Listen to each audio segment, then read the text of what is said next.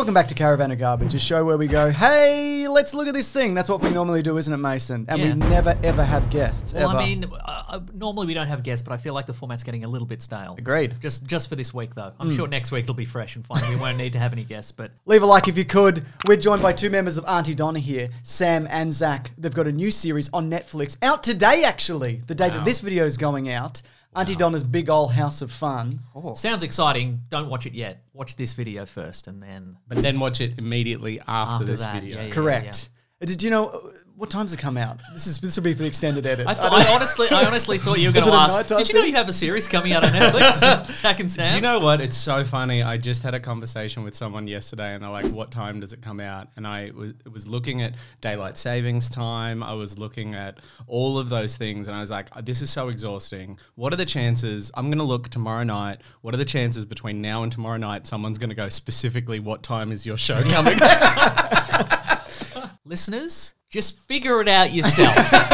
It's not hard. It's on Netflix. They'll send you a reminder. Just give him a break. That's all a good idea because you can God. put it on the Watch Next or whatever. Watch can't Next. you? It's a great show and it's very exciting. It's exciting that you guys got a TV show, like an honest-to-God amazing TV show on the second best streaming platform in the world.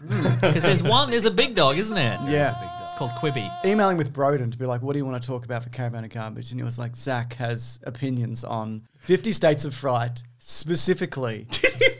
He did. Broden, Thank you, Broden. He knows me too well. He knows me better than I know myself. It seems that way. So Quibi, for people who don't know, it's a dead streaming service, or soon to be dead, where they take 4-minute chunks of things, and it's like the internet but on your phone. How would it be? How would you guys describe it? So think of a bad idea. Okay, I can do that, sure. Put a lot of money behind it. I don't have any money, but I'll give it a whirl. And then that's Quibi. Yeah, that's it. I need to be really honest here. I think Roden's put me and Sam in this room together when he booked this appointment because when we were in LA, everyone was talking Quibi. we're developing this show. Oh, really? In post-production, we're in a post-production house and we kind of are micromanagers with the edit and all editors hate us.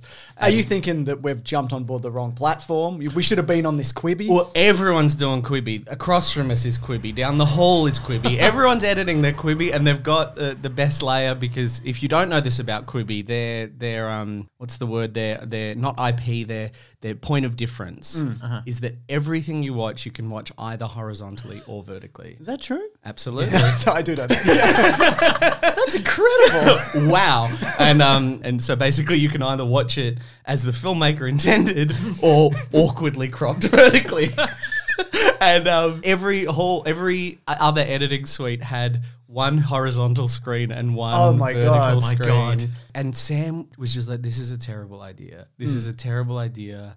Why are they doing this? And I was so like, give it a go. You never know. I read one article in the Hollywood Reporter about how they're being clever with the vertical thing. And I think it took you like a day before you were proved right.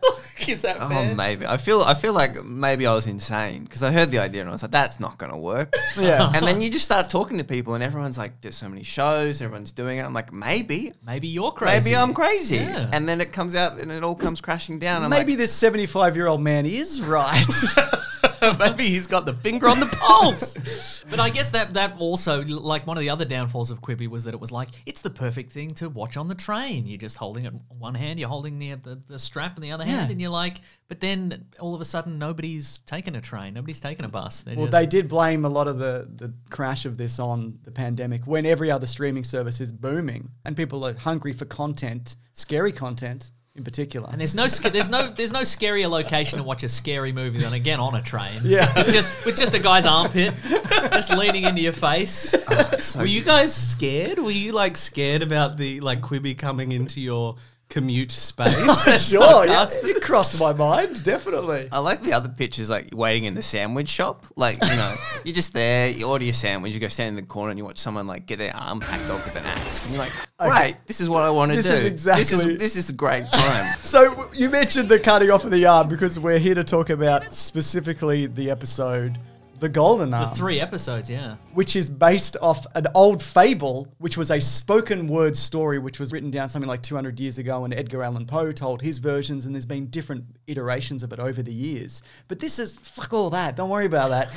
This is the modern day. It's hot and fresh. It's hot and fresh, and it's Michigan, as you pointed out. So this series was going to be a different spooky legend or story from each state in America, and each state was going to get 3 episodes. So ideally, they were going to do 150 episodes of this. How far did they get? Does anybody know? Like 35 or something? That's pretty good. That's pretty impressive. 35 episodes or 35 states? I think 35 episodes, yeah. Well, that's not as good. It's not quite as good. It just reminds me of when like Sufjan Stevens like released a couple of albums that were like these are each one of these is based on a state, and they're like, is he going to do every state? And then he just stopped doing it. No, if anyone's had time, Sufjan, you have right now. What are you doing, mate? Just knock him out now. What have you been at home? Do the episodes also reflect the states? I wondered about that. I'm wondering, don't know like, if people in Michigan watch this and go, damn, this is Michigan through and through. That's the Golden Arm, like on our flag. So can someone summarize the Golden Arm for me? Because it's a classic. What? It's a classic love story. Boy meets girl. Boy accidentally drops a tree on girl. Yep. Boy then amputates girl's arm. Yep. Girl then convinces boy to build her a golden arm to wear. Yes, which poisons her. She won't take it off because of vanity. Because of vanity. Because she wants to impress the local children. Yeah, that's right, for some reason. But the funny thing about that was, as she's laying there dying and she's covered in sores, but she's gripping a golden arm, it's like, you look worse. Like, I know you're vain, but you look terrible. Like, people aren't looking at the arm, they're looking at you and going like, don't do that. What are you doing? I sometimes I write notes for these episodes we do, but I only have one note for this, and it's just all in caps, and it says pulmonary gold disease, and then there's 3 exclamation points, because that's the disease she got. Yeah. That's amazing. Through the 6 square inches of the stump of your arm. I guess so, yeah. Put a sock over it. I think the best part of all of it, though, is, again, another quick criticism of Quibi. Criticism. A criticism was that you couldn't share the videos on social media. Yeah. So famously, someone played on one phone the Quibi episode and then filmed it with their partner's phone on the bed, posted that video on Twitter, and it went quite viral. And it was around this notion of lady with a golden arm and all of the thing we just described. What shocked me was that's the first 2 episodes or the first 10 minutes. But then there's another episode. Yeah. And I was like, where is this going to go? Yeah. It takes a hard turn. But I just want to also quickly mention, Sam Raimi directed this. Oh, yes, he And did. wrote it, yeah. And with his brother Ivan. And it looks good. And to be like, it's insane, but it's captivating, right? Was that just me? I was like, no. I'm in. Fascinating, like, yeah. I'm 100% committed to this. When I saw the credits and it said written by Sam Raimi and Ivan Raimi, for a minute I'm like, I'm gonna feel really bad if like Sam Raimi wrote this with his grandson, and I'm like, well, it's dumb, but you know they're just being a couple of family doing the thing, and I'm like, oh, it's his older brother who wrote this. Okay, It's literally what happens when you give an artist free reign, when the only note is make sure it's vertical. If you're curious what Sam Raimi, when he has free reign, except for the fact that he needs to crop it, you get this. Do you think, though, he knows what he's doing and it's an intentionally funny piece of work? Because he is very tongue-in-cheek. You look at like The Evil Dead or even something more recent, the Drag Me to Hell. He's got that kind of sensibility. Do you think this is like he's going for laughs and ridiculousness? Is that what this is? No. No.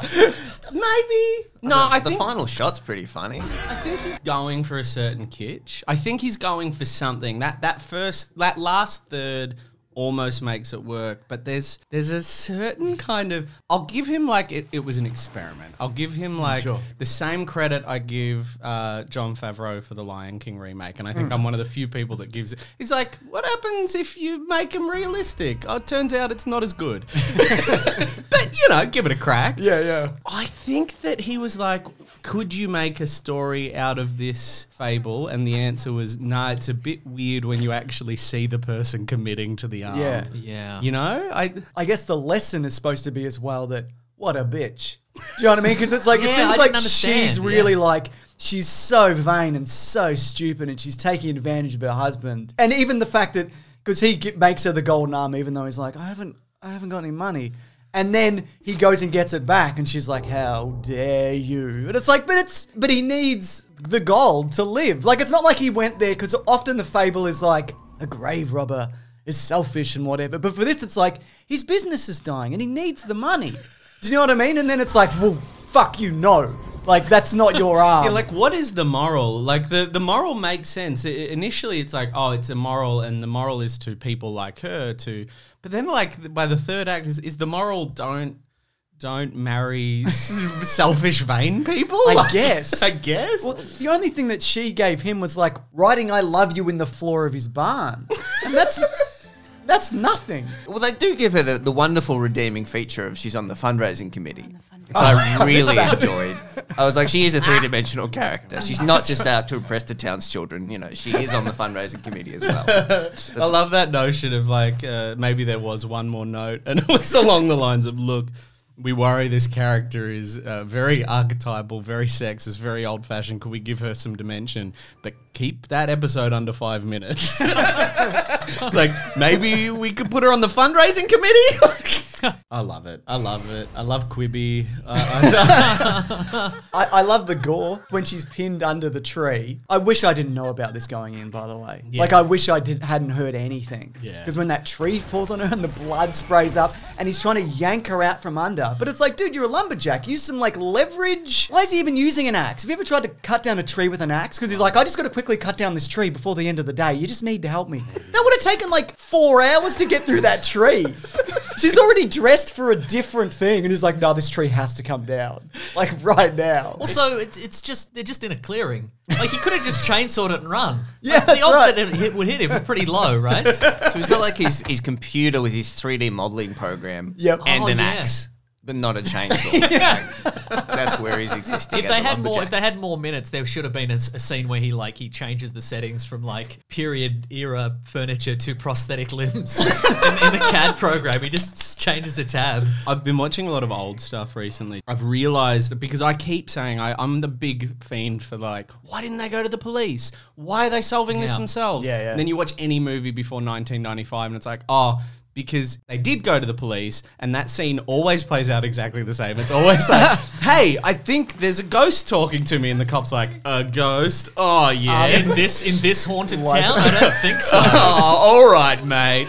Come back to me when you've got some real evidence. And you don't need that scene. Whereas this, I think even with another hour, there might have been some holes. Yeah, you're absolutely right. I mean, okay, so it takes a turn. Sam, you know this better than anybody. Oh, doesn't it take a turn? It goes into Spooksville. But there's no, like, hint of this is a spooky universe. No. Just she's a zombie. Yeah, the doctor isn't like, I don't understand why you're dying. Maybe it's the ghosts or whatever. It's just like, There should have been a line like that. there should have been a line. They could have added a line in post. She had a dream. That was the only setup. She's like, I've had a dream. And then magic. Yeah. You know, like just out of nowhere. You're like, okay. The bit when I knew it was really turning ghostly was when the photographs of her were changing. And one of it is her threateningly holding an axe. Like, it's changed. My favorite layer, I watched this. I've got a really special reveal that I actually watched this show on Quibi with my 3-month free trial. Oh my Nice. God. Quite a few months ago. Rewatched it, of course, for this, but I still remember that exact moment when the ghost is changing on the frame and that the picture is changing. And I remember thinking, I should be scared, but all I can think of is as I look at my phone, my television is in my periphery vision. It was literally that moment where I'm not scared because I should be watching this on the Was television. your TV on? No, it was just off. There was So an off television was distracting you from the ghost story you were watching. It's like, here on I your am phone. watching this. I was watching it in vertical, in horizontal. I had decided at that point that horizontal was better. So here I am watching this show in horizontal on a much smaller screen than the one available to me. And I thought, maybe Sam's right about Quibi. He knew. Sam, I feel I must ask also. So, how did you? What did you cheat? Did you watch it on a laptop or a television screen? Or I watched it on a laptop, so I did cheat. Unfortunately, yeah. no, I didn't get Quibi because I thought it was a bad idea. Okay, that's Interesting take, Sam. We'll see how that plays out, won't we? Righto. To be fair, though, I think Sam Raimi is a master of horror and horror comedy. And I think it's unsettling when he's under the blanket. Maybe because I watched it on a laptop, so I was getting the full effect also. Yeah. But it reminded me of like being a kid and you're under the blanket and you can't really see what's going on and she's getting closer and closer. And then she takes the arm back and then takes the time to reattach it and then run back in and cut his throat. I did love that. It was great. I will say that the last episode of the 3 was the best of the Quibbies. Sure.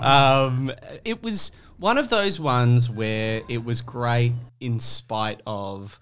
I remember I saw a criticism of all the Quibbies where it was a particular one actually where they said it felt like a sizzle reel for a good show. The best Quibi felt like... And it's like... Yeah, this is the problem with Quibi. I can imagine this being a full-length good show. Yeah. I had a couple more favourite parts that I wanted to talk about. Isn't it wild that it's like 17 minutes long, but we've got so many favourite parts? This so video in a way, it is genius. This video will be longer than the actual show, but there's a moment where he presents the first arm that he makes for her, and she's just like, get that out of my face. And presumably he made it. Yeah. Also, because he's got the software basically. Yeah. She's like, you need to add the gold titanium alloy from the Seraphim tactical satellite. Throw some hot rod red in there, you know what I mean? Really Iron Man it up. Absolutely. And the other part that I loved, and it really kind of hit home at the end, is it's sort of filmed like a documentary because it's a man telling the story. It's like... Sarah, whatever her name is, she was always too vain, and in the end, like, nobody goes near that grave. And it's like, oh yeah, this is like a documentary sort of, with flashbacks to a ghost. And there was just an element, like, there was nothing he said, but I was like, there are details to this story that the man knows. I'm like, how did he know what happened in that house that night? Like, yeah. Maybe that's the thing. Maybe it's all from his perspective. Like, maybe he did use leverage to get her out from under that tree. Yeah, you know? Maybe it was just one man living on the balcony, kind of recalling it a bit wrong. That's a show I'd watch. That's Definitely. fantastic. So you delved into more 50 States of Fright, did you? Not so much the 50 States of Fright, but I watched... there's something fascinating about Quibi because what Quibi did... There's two things I love about Quibi. The first thing that I love about Quibi is I remember when we were pitching for our Netflix show, we pitched to 3 streamers. There was kind of a strategy that our production company broke down for us. And we pitched first to 3 big streamers. And then they're like, when they say no, we'll go to these guys. And then when they say no, we'll go to these ones. And then we didn't even get to Quibi, but that's right down the list. Yeah. And I think... But it was on your list? It would have been. I'm sure we would have pitched to Quibi eventually. I honestly had the thought when I finished watching this, I'm like, you know, I reckon Auntie Donna could do some really great sketches on this. And then I'm like, oh, that's YouTube, I guess. they do that. If only there was a platform that you can watch on your commute that has high quality 15 to 20 minute videos. But sorry, you were saying you were pitching. But it actually, to be fair, if this worked, this would be suited to some of the stuff that you've done. Oh, look, there was a huge amount of there, but for the grace of God, go I. When I was watching Quibi, just thinking like, oh, I could see us like pushing our Quibi show. Yeah. Meanwhile, there's Medium articles being written by the CEO going, we fucked up. Like, but no, there was the layer that I loved about Quibi was what are the pitches that don't get through when J-Lo has an idea for a reality show, or when someone thinks, oh, let's do a show that's like Nailed It, but it's about making big weed things. What are the ideas that HBO, Netflix, Disney, all of the basic cable networks say no to? What are those ideas? And Quibi, for a brief moment, gave us a hint of the shows that didn't make it through everyone else, because I think they were just like, yeah, all right, if you can make it vertical, please God. But I feel like also there's a layer below that of things that didn't get through. So what does that look like? What didn't get onto Quibi? Like, what? But it's sad because there was some great stuff on it, but it was just a bit of a funny little platform. Worth $1.75 billion. Oh my goodness. It's a funny little platform. I kind of hope, because apparently if you make something for Quibi, you own it, so you can like shop it around something else. I kind of hope that it'll all come to Netflix, but just in like a really narrow band in the middle of your television screen. I also feel like a lot of this stuff isn't actually really made for Quibi because it's a 20-minute show. That's what this is. And the second episode is like 9 minutes. Yeah. Do you know what I mean? So it's not even formatted 4 minutes or whatever. Yeah. So there's probably a lot of people in the back of their mind just thinking like, we'll get this back. When Quibi falls, we'll just sell this to Hulu. It's like the Cobra Kai show. It's now on Netflix. People are loving it. But you know what else is on Netflix? Oh, I love this. Tiger King. Is it Enola Holmes? Yeah. Yes, those are absolutely You've correct. got one more guess, and if you get it wrong, you're out. 50 States of Fear. No, Sam, that was on Quibi. It's Auntie Donna's Big Ol' House of Fun, out November 11th, 12:01 a.m. Oh, no. He's fallen into the trap again. If you're watching this, it's probably out. It's probably out. Yeah. And look, you guys have probably seen a bunch of their skits before on YouTube. You may have heard their album. You might have seen some of their live shows. You may have heard their podcast. You may have heard Broden and Mark on our podcast, The Weekly Planet. But it's so incredible that you guys got this opportunity, and it's really exciting. We couldn't be happier for you guys to be on a platform that's relatively stable and that people can see your work on such a huge network of interconnected cables. It's very, very exciting. And thanks so much for having us. No problem. Thank you for being the first and probably only guest on this show. We're locking it down now, aren't we? No more guests after this. Yeah. So no, we really appreciate it, and thank you for the suggestion as well. Or Broden, who's not here, I guess. I think he was just throwing us to the wolves so we'd have our big Quibi disagreements. But here's the fact: Sam was right. Jeff Katzenberg, maybe he's lost his golden touch. Yeah. that's Wow. right, yeah. Wow. Also, here's a hint towards next week's thing. Rest well, my love. The monster who took you from me will soon learn that revenge is a dish best served cold. Well, as we say every week here over at Caravan of Garbage, bury me with my golden foot. I have a golden foot. It's a new part of the continuity. We probably won't mention it again, but one of my big golds. I love it. Yeah. Thanks, guys. For the love of God, please subscribe.